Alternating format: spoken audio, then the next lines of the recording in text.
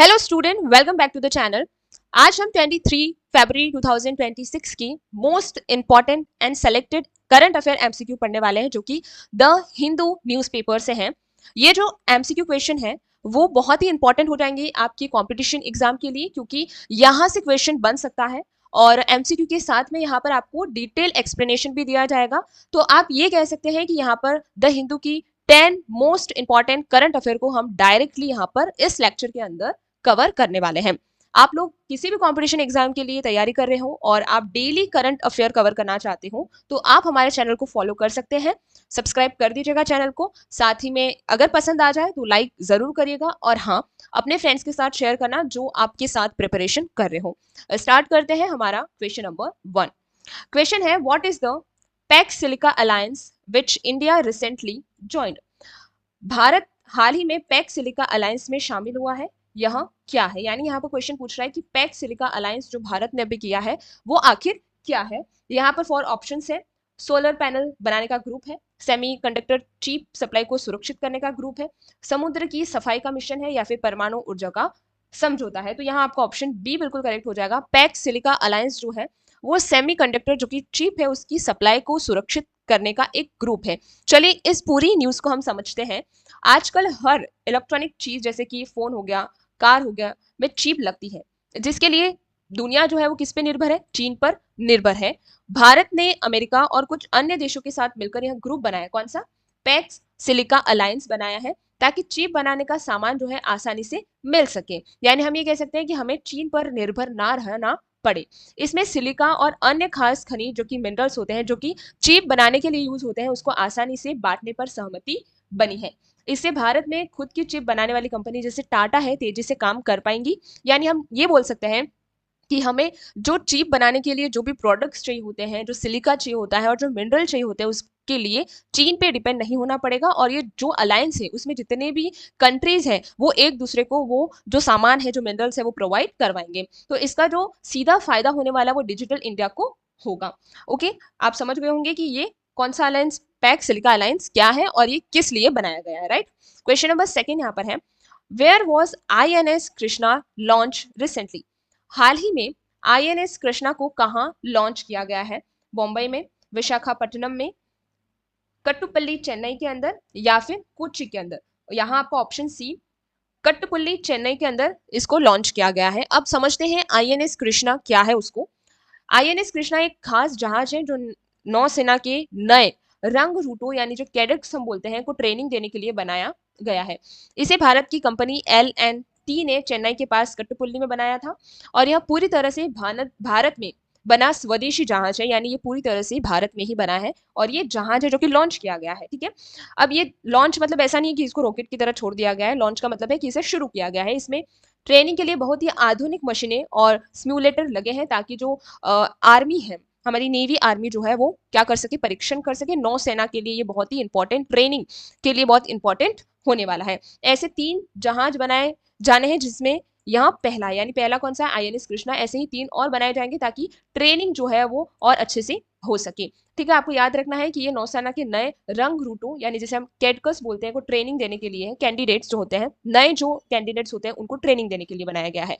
इसमें भारत की LNT ने चेन्नई के पास जो कंपनी, कौन सी, LNT जो कंपनी है उसने उसको बनाया। ये 2 चीजें आपको याद रखना है। कहाँ से लॉन्च किया गया है, कट्टुपुल्ली चेन्नई के अंदर, उसको बनाया भी वहीं गया था और ये पूरी तरह से स्वदेशी है। इंटरव्यू में इससे क्वेश्चन पूछा जा सकता है। नेक्स्ट क्वेश्चन नंबर 3 है, the supreme court said clean environment is a part of which fundamental right. बहुत ही इंपॉर्टेंट क्वेश्चन है, यहाँ से सीधा सीधा क्वेश्चन पूछा जा सकता है और मे बी ये सीधा क्वेश्चन पूछा जा सकता है कि सुप्रीम कोर्ट ने कहा कि साफ पर्यावरण किस मौलिक अधिकार का हिस्सा है। समानता का अधिकार है, बोलने की आजादी का है, जीवन जीने का अधिकार है, या फिर धर्म की आजादी है। तो यहाँ आपका सीधा सीधा ऑप्शन सी बिल्कुल करेक्ट हो जाएगा, जीवन जीने का अधिकार। यानी आर्टिकल 21 के तहत हमें क्लीन एनवायरमेंट यानी साफ पर्यावरण जो है हमारा एक मौलिक अधिकार का हिस्सा है, जो कि अनुच्छेद 21 के अंदर आता है। अब देखिए, कोर्ट ने कहा कि अगर हवा और पानी गंदा होगा तो इंसान अच्छे से जी नहीं सकता है। ठीक है, तो ये आर्टिकल 21 के अंदर आता है। इसलिए अनुच्छेद 21 राइट टू लाइफ के अंदर जब साफ पर्यावरण भी एक जरूरी हक हो जाएगा। अब सी कोर्ट ने सरकारों को आदेश दिया कि शहरों का कचरा ठीक से साफ किया जाएगा। ये जो ये जो रूल है सुप्रीम कोर्ट का, वो 1 अप्रैल 2026 से कचरा प्रबंधन यानी वेस्ट मैनेजमेंट के नए नियम लागू होंगे, जिसके अंदर जो हमारा क्लीन एनवायरनमेंट है वो भी एक हमारा मौलिक अधिकार होगा, जो कि अनुच्छेद 21 में आता है। यह फैसला पर्यावरण प्रदूषण को कम करने के लिए बहुत मदद करेगा। नेक्स्ट क्वेश्चन नंबर 4 है, what is the main goal of vibrant villages programme second? Vibrant villages programme second का मुख्य उद्देश्य क्या है? शहरों में स्मार्ट लाइन लगाना, बॉर्डर वाले गांवों का विकास करना ताकि लोग वहां से पलायन न करें, खेती के लिए मुफ्त बिजली देना, या फिर स्कूल के बच्चों को टैबलेट देना। यहाँ आपका ऑप्शन बी, बॉर्डर वाले गांवों का विकास करना ताकि लोग वहां से पलायन न करें। पलायन का मतलब है कि वहां से शिफ्ट हो जाते हैं। ठीक है, तो ये वाइब्रेंट विलेज प्रोग्राम सेकंड क्या है उसको देखते हैं। बॉर्डर सीमा पर बसे गांव खाली हो रहे हैं क्योंकि वहां सुविधा नहीं मिलती है। क्या सुविधा नहीं मिलती है? जैसे कि ट्रांसपोर्ट, उनके लिए जो रिसोर्सेस होते हैं वहां नहीं पहुंचते हैं क्योंकि वहां पर सड़क नहीं बनी हुई है, ट्रांसपोर्टेशन की सुविधा नहीं है, एजुकेशन सिस्टम सही नहीं होता है, वहां पर बिजली नहीं है। तो इन सभी को सही करने के लिए, ये सारी सुविधा उन तक प्रोवाइड करने के लिए गवर्नमेंट ने वाइब्रेंट विलेजेस प्रोग्राम सेकंड जो है वो क्या किया है, लॉन्च किया है, जिसके अधिकतर क्या होगा कि सरकार इन गांवों में सड़क, बिजली, इंटरनेट, टूरिज्म की सुविधा दे रही है। इसका दूसरा चरण अब असम में और पूर्वोत्तर के राज्यों में शुरू होगा, जो कि बॉर्डर के जस्ट पास होते हैं। अगर बॉर्डर पर लोग रहेंगे तो देश की सुरक्षा भी बेहतर होगी। इसे गृह मंत्रालय यानी MHA द्वारा चलाया जा रहा है। ये आपको याद रखना है कि ये जो प्रोग्राम है, ये ऐसे क्वेश्चन पूछा जा सकता है कि वाइब्रेंट विलेज प्रोग्राम जो है वो कौन से मंत्रालय के अंडर आता है, तो ये गृह मंत्रालय के अंदर आता है।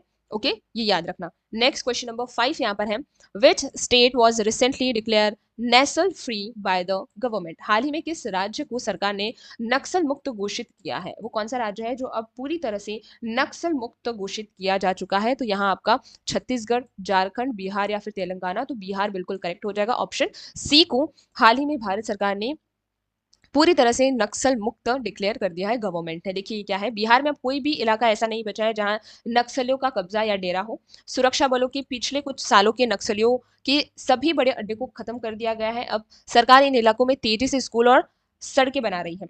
नक्सलवाद को खत्म करना भारत की आतंकी सुरक्षा के लिए बहुत बड़ा जीत है। छत्तीसगढ़ से भी अभी भी कुछ इलाकों में यह समस्या है जिसे खत्म करने की कोशिश की जा रही है। तो हम कह सकते हैं कि जो बिहार है अब वहां पर किसी भी तरह से नक्सलियों का किसी प्रकार का डेरा नहीं है, अड्डे नहीं है।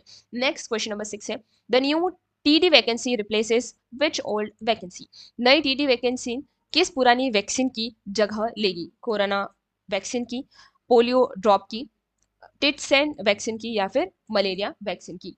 तो यहाँ पर आपका ऑप्शन सी, टिटनेस जो वैक्सीन होती है उसका ये क्या लेगी, जगह लेगी। कौन सी? TD vaccine. देखिए यहाँ पर पहले बच्चों और गर्भवती महिलाओं को सिर्फ जो टिटनेस का इंजेक्शन होता था वो लगाया जाता था। अब उसकी जगह TD इंजेक्शन लगेगा, जो टिटनेस के साथ साथ डिप्थीरिया से भी बचाएगा, है ना। डिप्थीरिया जो होता है ना, डिप्थीरिया से भी बचाएगा आपको।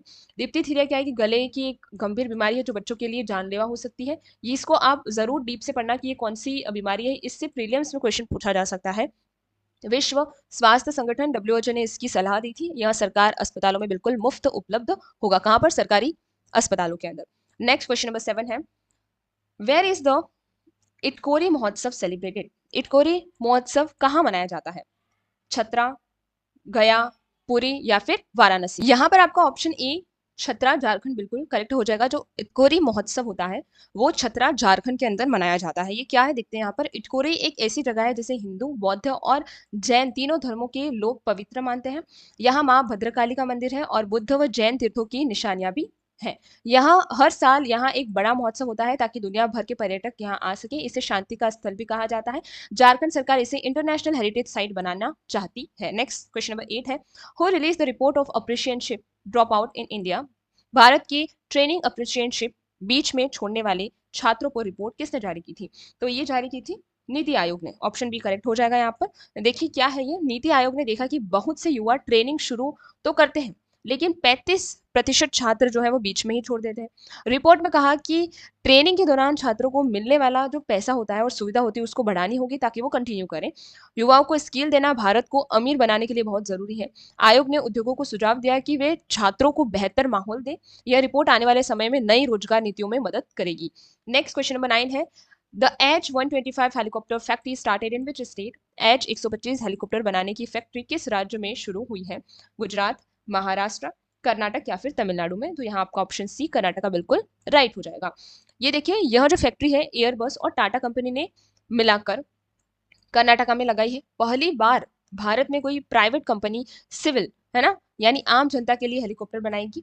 इन हेलीकॉप्टर का इस्तेमाल बीमारों को ले जाने और पहाड़ों पर घूमने के लिए होगा। इससे भारत में एरोस्पेस सेक्टर में बहुत सी नौकरियां आएंगी। यह एक मेक इन इंडिया की बहुत बड़ी सफलता है, यानी हम कह सकते हैं कि आत्मनिर्भर भारत की भी एक बहुत बड़ी सफलता होगी। नेक्स्ट और हमारा आज का लास्ट सेलेक्टेड क्वेश्चन ये है, which country is working with India on off शोर विंड एनर्जी? समुद्र में पवन ऊर्जा जिसे बोलते हैं, कौन सा देश ऑफ शोर विंड एनर्जी के लिए भारत के साथ मिलकर काम कर रही है? तो यहाँ आपका ऑप्शन बी यूनाइटेड किंगडम यानी यूके बिल्कुल सही हो जाएगा। ये क्या है, देखिए, जमीन के बजाय समुद्र के बीच में बड़े पंखे टरबाइंस लगाकर बिजली बनाना ऑफ शोर विंड कहलाता है। क्या है? जमीन के बजाय समुद्र के बीच में बड़े पंखे यानी टरबाइंस लगाकर बिजली बनाना उसको ऑफ शोर विंड कहता है। उसे जो यूके है इस काम में दुनिया में सबसे आगे है, इसलिए वह भारत की मदद कर रहा है। भारत के गुजरात और तमिलनाडु के समुद्र तट पर बिजली बनाने की बहुत अच्छी संभावना है। इससे हमें कोयले के बिना साफ और ग्रीन बिजली मिलेगी। यह जलवायु परिवर्तन यानी क्लाइमेट चेंज से लड़ने में मदद करेगा। तो ये थे आज हमारे टॉप सेलेक्टेड एमसीक्यूज। और लास्ट में हम ये बताना चाहेंगे कि जनवरी 2026 की जो ई बुक है वो ऑलरेडी लॉन्च हो चुकी है। तो आप इसे मंथली करंट अफेयर बोल सकते हैं। यहाँ पर आपको जिस तरह से आज हमने सेलेक्टेड एमसीक्यूज पढ़े हैं, ये इस तरीके से सेलेक्टेड एमसीक्यू की पीडीएफ है। हर करंट अफेयर को एमसीक्यू के साथ में डिटेल एक्सप्लेनेशन से समझाया गया है, इजी लैंग्वेज के साथ में। तो आप किसी भी कंपटीशन एग्जाम की तैयार कर रहे हो और current affair, monthly current affair book ढूंढ रहे हो, तो आप शायद इससे अपने 500 से ज्यादा कॉन्सेप्ट क्लियर कर पाओगे, जिससे डायरेक्टली आपकी कंपटीशन एग्जाम में क्वेश्चन बन सकता है। तो इसे आप ओनली 199 में परचेज कर सकते हैं और इस व्हाट्सएप नंबर पे आप हमें मैसेज करें, आपको पीडीएफ मिल जाएगी। ओके, हम आपको पीडीएफ वहां पर प्रोवाइड करवा देंगे। Thank you very much for today.